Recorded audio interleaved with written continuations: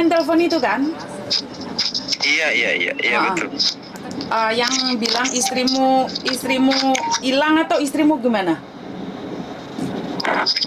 Enggak, yang dituduh mencuri itu, Mbak. Oh, sorry. Oh, kamu istrimu yang dituduh mencuri. Terus gimana? Ada updatean terbaru nggak atau seperti apa? Aku bagaimana menolongmu? Oh, belum ada sih sekarang, Mbak. Oke, terus apa yang aku bisa bantu buat kamu? Bagaimana, Mbak? Bagaimana saya membantu Anda? Soalnya kan Samen malam-malam telepon itu bagaimana Samen maunya aku membantu Samen? Iya. Jangan sambil jalan Mas, handfree-mu keratak-keratak. Halo? Iya, Mbak. Jangan pakai handfree, lebih enak. Iya, terus? Iya. Maunya saya sih di rumahnya Mbak, soalnya agentnya sudah nggak terlalu ngurusin istri saya. Maksudnya tidak terlalu mengurusin istrimu gimana? Nggak paham aku. Kan tanggung jawab dia. Ya kayak kasih makan, istri saya mengeluh di saya tidak dikasih makan begitu. Saya juga dilarang hubungi, HP juga ditahan. Hah? Masa iya sih? Iya, HP-nya ditahan, Mbak. Terus kamu tahu dia ada di agent mana? Terus bagaimana mencarinya? KJRI sudah turun tangan atau belum? Sudah pas udah dihubungi oleh KJRI kemarin pas sidang pertama. Pas sidang pertama sudah dihubungi KJRI? Iya, agentnya. Oke, terus lah kenapa kok istrimu nggak boleh hubungan sama keluarga? Kan harusnya kalau ada masalah kan harusnya berhubungan dengan keluarga dong. Kalau dituduh mencuri. Makanya itu, Mbak. Iya. Itu setengah matinya saya ini nggak bisa hubunginya ini, Mbak. Terus kamu bisa nggak hubungi lagi KJRI dan minta KJRI agar istrimu diizinkan menghubungimu? Saya coba hubungi agennya langsung nanti. Kamu bisa ada stafnya Indonesia gitu? Bagaimana, Mbak? Ada stafnya Indonesia gitu maksudnya yang bisa menghubungimu? Oh, tidak ada. Saya tidak terlalu tahu juga PT yang dia berangkat. Lah, terus bagaimana? Bagaimana kamu menghubungi istrimu kalau kamu tidak tahu PT-nya mana, agennya mana? Kalau nomornya agennya saja dia ada di saya. Nomor agennya saja. Kamu tahu agen apa? Nggak usah disebut, nggak apa-apa. Tapi kamu tahu nggak? Cuma saya simpan dikasih nomornya agennya aja itu saya kurang tahu juga jelasnya bagaimana. Terus sponsornya dia di Indonesia siapa? Bagaimana, Mbak Yuni? Sponsornya tahu nggak? Kamu tahu nggak sponsornya dia siapa? Tahu ini PT-nya. Tahu PT-nya apa? Lupa lagi saya ini apa ini? Karya apa? Nggak apa-apa, nggak usah disebut, nggak apa-apa. Tapi kamu tahu nggak? Bukan, nggak usah disebut. Tapi kamu tahu, PT-nya tahu. Ya namanya aja tahu, tapi kalau tempat ininya kurang tahu ya. Oke, kalau kamu tidak keberatan nomor agennya kirimin ke aku, apakah aku kenal apa enggak? Terus kamu bisa nggak fotoin KTP-nya istrimu? Kamu punya nggak KTP-nya istrimu ataupun paspornya? Punya. Sama kontrak kerjanya ada. Kontrak kerjanya juga ada, oke. Ya, kamu bisa kasih ke aku biar aku bisa lihat aja. Tapi kapan komunikasi terakhir sama istrimu? Tadi malam. Oh, tadi malam kamu bisa komunikasi? Iya, sebelum Mbak yang telepon. Sebelum aku telepon balik kamu? Iya. Oke. Hari ini bisa komunikasi nggak dengan dia? Iya, paling malam, Mbak. Bisa mungkin. Oke. Kirimkan nomor dia juga, kirimkan nomor agennya juga. Iya. Jadi terakhir dia bilang agennya nyuruh dia mengaku kalau mencuri. Iya. Kok aneh? Saya hubunginya pakai nomor agennya, Mbak. Nggak bisa hubungin pakai nomornya dia sendiri, soalnya ditahan handphone. HP-nya ditahan. Kamu lapor KJRI nggak kalau HP istrimu ditahan agent? Belum itu masalah itu. Ya kamu harus ngomong dong, biar kamu bisa komunikasi. Oh iya. Soalnya takutnya ntar divonis gila, tiba-tiba masukkan rumah sakit jiwa lagi kayak satu anak kemarin. Jadi kita harus antisipasi. Kan soalnya anak-anak kan takut, bingung, akhirnya nangis, teriak-teriak, dipikirnya gila. Iya. Jadi setidaknya kan kamu sebagai suaminya harus ada komunikasi dengan dia. Kalau dia ada apa-apa, ada mengeluh, kan kamu tahu. Iya, makanya setengah mati saya hubungi. Kamu tahu nomornya KJRI? Iya, saya searching di Google kemarin dapatnya. Oke, tak kasih nomornya KJRI yang bisa langsung berhubungan dengan KJRI ya. Iya. Jadi tolong kamu dibantu ya. Sebentar ya, tak kasihkan nomornya KJRI yang bisa dihubungi langsung, dan kamu harus menyerahkan KTP-nya KTP-nya istrimu dan kakak. Jadi KJRI itu tidak akan memberikan informasi kalau bukan keluarga. Oh begitu. Betul. Jadi kalau teman, saudara, pacar itu tidak akan diberikan informasi. Makanya KJRI pasti minta kakak kalau kamu memang suaminya. Oh begitu ya. Siap. Jadi kasih juga nomornya agennya, siapa tahu aku tahu. Oh iya. Saya langsung kirim selesai ini. Terus kalau malam biasanya menghubungimu jam berapa? Jam 8 begitu selesai agennya pulang dari kantor dia.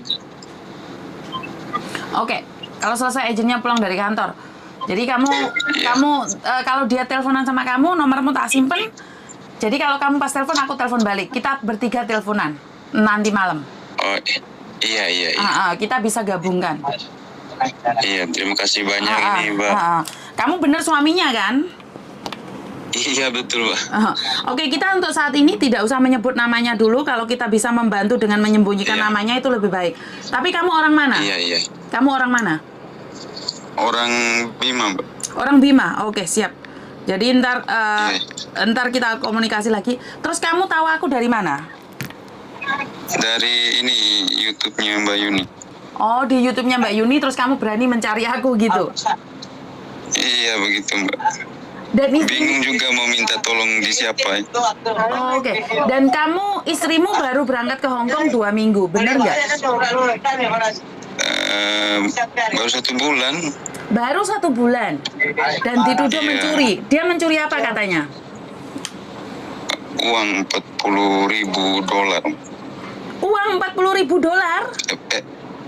Iya. Wah.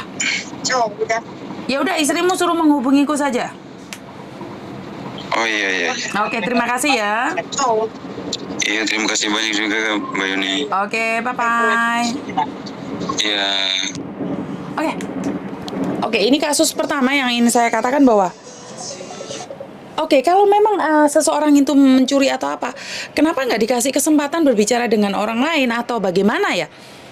Kalau mencuri dalam waktu 1 bulan, terus disuruh ngakuin, gini loh, saya bingung ya sebentar. Saya dulu itu pernah ada 1 anak, itu kasus pencurian. Kalau nggak salah Mas Andro tahu waktu itu. Jadi anak ini mencuri sebanyak berapa ya? Berapa waktu itu ya? 15.000 atau 20.000, itu benar. Berserta uang lesi dan emas-emasan digadaikan. Itu punya majikan, karena majikannya cuma bobo 1 orang. Tapi waktu kita selidiki, majikan itu mencurigai bahwa dia itu mencuri. Tapi kan kita selalu bilang kita tidak ada bukti kalau tidak mencuri, dan majikan bilang mau poking.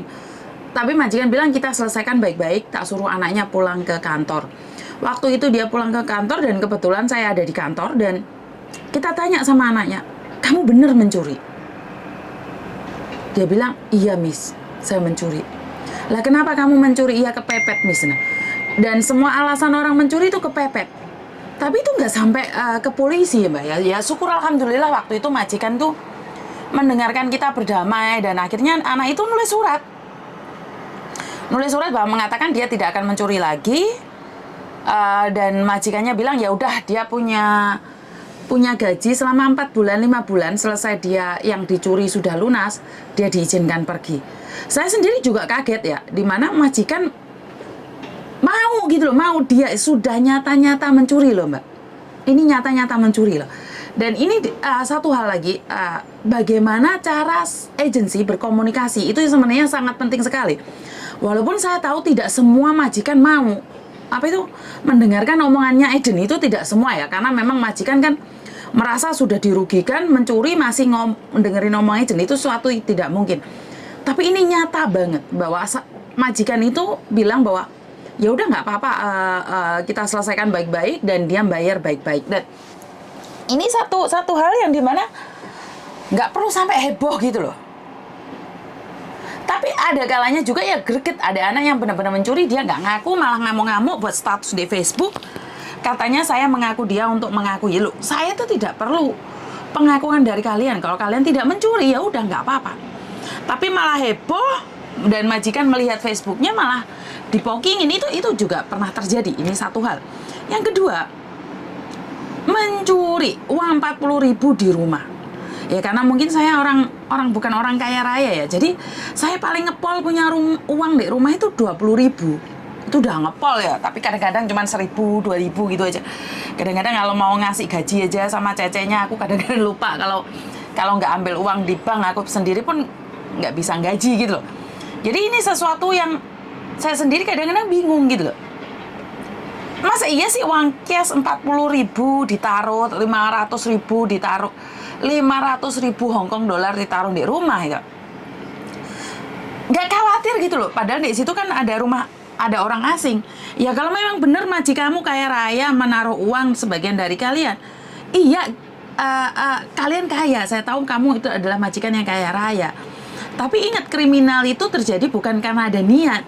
Mencuri itu bukan karena ada niat, tapi karena ada kesempatan. Nah, di sini yang ingin saya katakan sama majikan, ya jangan pamer kekayaanmu dengan cecemu. Engko lek dicolong jari sulapan, kuwi jenenge nantang. Bener gak? Sudah tahu itu cecene kebentel uang ke sini, yo enek duit yo diringkesi gitu loh. Jangan mancing-mancing. Lho wong kene iki asline gak pingin, tapi berhubung ada uang, ya nyoba mencuri gitu loh. Jadi ini adalah sesuatu yang harusnya majikan berhati-hati juga gitu loh. Karena dulu saya ndeleh duit itu nggak apa-apa waktu belum ada pembantu. Tapi setelah ada pembantu, bukannya saya curiga sama pembantu. Daripada nafsu tidak tersalurkan. Kok nafsu nggak tersalurkan, piye to, Miss?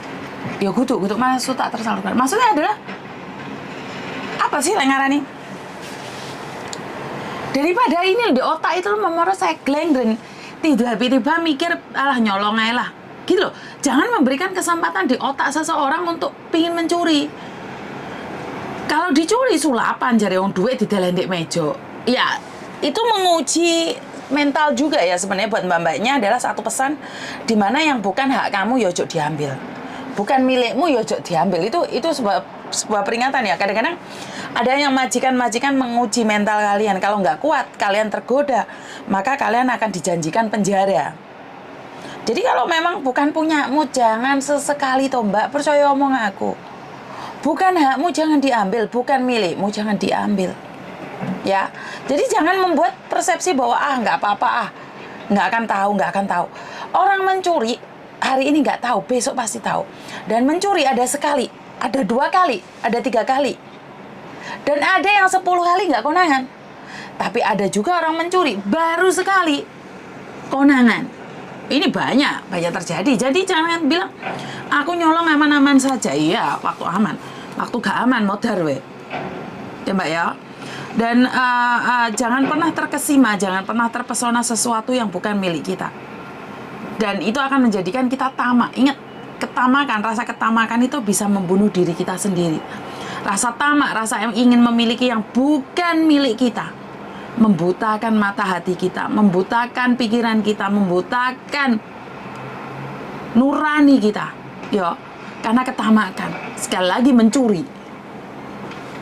Itu adalah rasa ketamakan yang berlebihan. Tidak ingin bekerja susah tapi mendapatkan harta yang lebih. Dan itu harus jauh dari kita. Itu aja dari saya, kurang lebihnya saya minta maaf. Wassalamualaikum warahmatullahi wabarakatuh. Berkat Tuhan mengalir atas hidup kita semua. Semoga semua makhluk hidup bahagia dan terima kasih. Bye-bye.